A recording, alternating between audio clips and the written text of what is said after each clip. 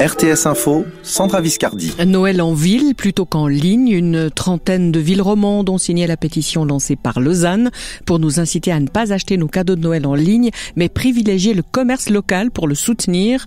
La pétition, Malika Sialom, est rédigée sous la forme d'une lettre au Père Noël. Au bas de la lettre, les signatures de maires, de syndics, de présidents de communes. Ensemble, ils ont l'ambition de faire front contre les géants du commerce en ligne et lancent donc un appel à la solidarité de la population. Leur objectif est simple, protéger les emplois locaux mis à mal depuis le début de la pandémie. Pour Grégoire Junot, syndic de Lausanne, à l'origine de la démarche, il serait cohérent que l'aide de la population s'ajoute à celle financière versée par les pouvoirs publics. On doit avoir cette conscience finalement et c'est de pas être trop schizophrène. On n'est pas un jour consommateur et un jour travailleur. On est l'un et l'autre. Et soutenir le commerce local, c'est aussi soutenir les emplois, c'est aussi soutenir ses propres emplois. On voit bien d'ailleurs la différence aujourd'hui entre la première vague où les commerçants étaient inquiets, où les restaurateurs étaient inquiets, où les acteurs culturels étaient inquiets, et cette deuxième vague où cette inquiétude, ça devient vraiment une angoisse. Et si on fait rien, on va se retrouver au devant de faillites qui seront des faillites très douloureuses avec beaucoup de suppression d'emplois aussi à la clé. Des faillites qu'on cherche à éviter un peu partout, notamment en France, où une missive similaire sous forme d'une pétition a été lancée il y a quelques jours contre le géant Amazon.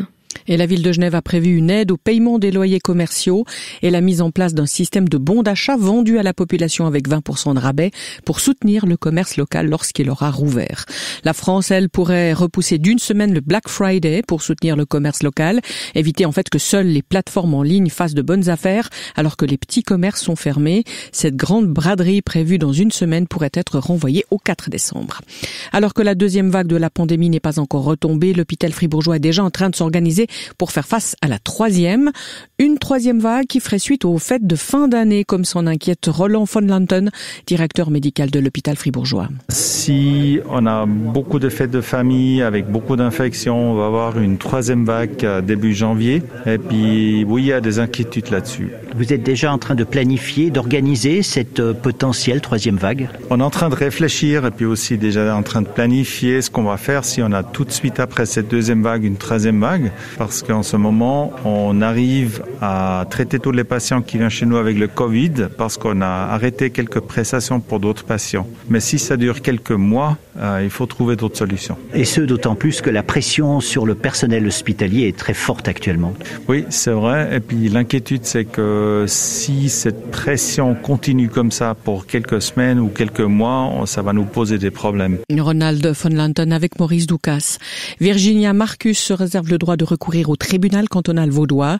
L'antispéciste vaudoise a écopé hier de 100 jours d'amende et d'une amende pour différentes actions dans des abattoirs. Elle est aussi reconnue coupable d'appropriation illégitime pour avoir empêché l'abattage de cabris et de poules. Une semaine et demie après la désignation de Joe Biden comme président élu, la campagne Trump continue de semer des doutes sur l'intégrité de l'élection présidentielle américaine sans fournir de preuves. Dans une conférence de presse, l'avocat personnel du président Rudy Giuliani a accusé le Parti démocrate d'un vaste complot de bulletins falsifiés, d'ordinateurs manipulés, une conspiration qui, selon lui, passerait par le Venezuela et la Chine. Il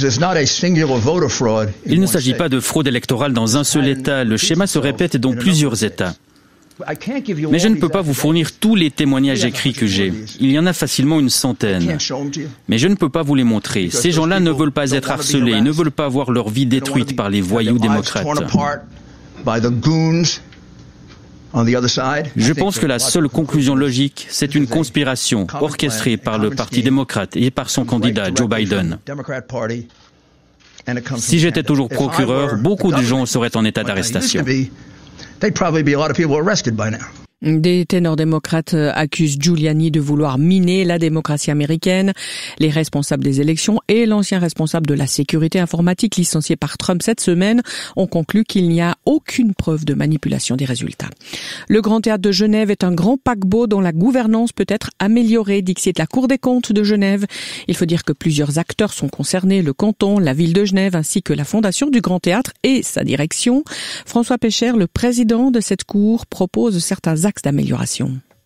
La première chose, c'est que l'État de Genève doit définir sa politique culturelle et dire s'il considère le Grand Théâtre comme une institution primordiale et donc lui accorder le financement qui va avec ça. Le deuxième point, c'est la ville de Genève qui doit reprendre le travail pour avoir une convention de subventionnement avec le Grand Théâtre afin de définir quelles sont ses attentes vis-à-vis de l'institution. Et puis je dirais que les recommandations qu'ils ont faites à l'institution proprement dite visent à ce que le conseil de fondation joue un rôle plus important. Le point principal, je pense, c'est qu'il faut que le conseil de fondation reprenne sa fonction de pilotage à long terme du bateau, et notamment qu'il dispose d'instruments comme un budget et une planification pluriannuelle pour mieux savoir où va la maison dont il est responsable. Des propos recueillis par Guillaume Ray. La Fondation du Grand Théâtre et sa direction acceptent ces recommandations, sauf une.